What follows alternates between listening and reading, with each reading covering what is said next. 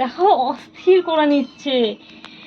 দুধ শেষ হয়ে গেছিল তো দুধ আনলাম আবার, এই যে দুধ এনে জ্বালাচ্ছি। আর এইগুলো দেখো দেখো, মানে আমার মাথা খারাপ হয়ে যাবে এদের জন্য, অস্থির হয়ে যাবো। দেখো কাণ্ড, দেখেছো? দুধ যেই বসিয়েছি দুধের গন্ধে ওরা মানে অস্থির হয়ে গেছে। খাওয়ানো হয়েছে কিন্তু ওদের মা যেরকম খাওয়ায় তো সেরকম কি আমি পারবো? ওদের বুঝবো যে ওদের পেট ভরছে কি না, কি করে কি হবে জানি না। দেখো কোলের মধ্যে উঠে গেছে, এই দেখো গ্যাসের কাছে চলে আসা, দুধ এদিকে উঠলেও গেছে।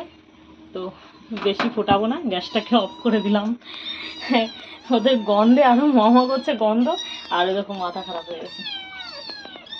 দেখো কাণ্ড, কি করবো বলো এদেরকে নিয়ে? এখনই এখান থেকে চলে যেতে হবে, আর না দুধ ঠান্ডা হবে তারপর তো খেতে দেবো, আর না ততক্ষণে ওরা পাগল হয়ে যাবে।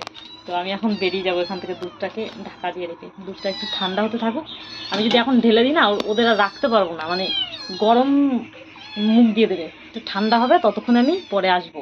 আর এত আটকেও রাখতে পারছি না, আমি যেদিকে যাবো সেই দিকেই যাবে। চলে আয়, দেখো। তো এই হচ্ছে ব্যাপার,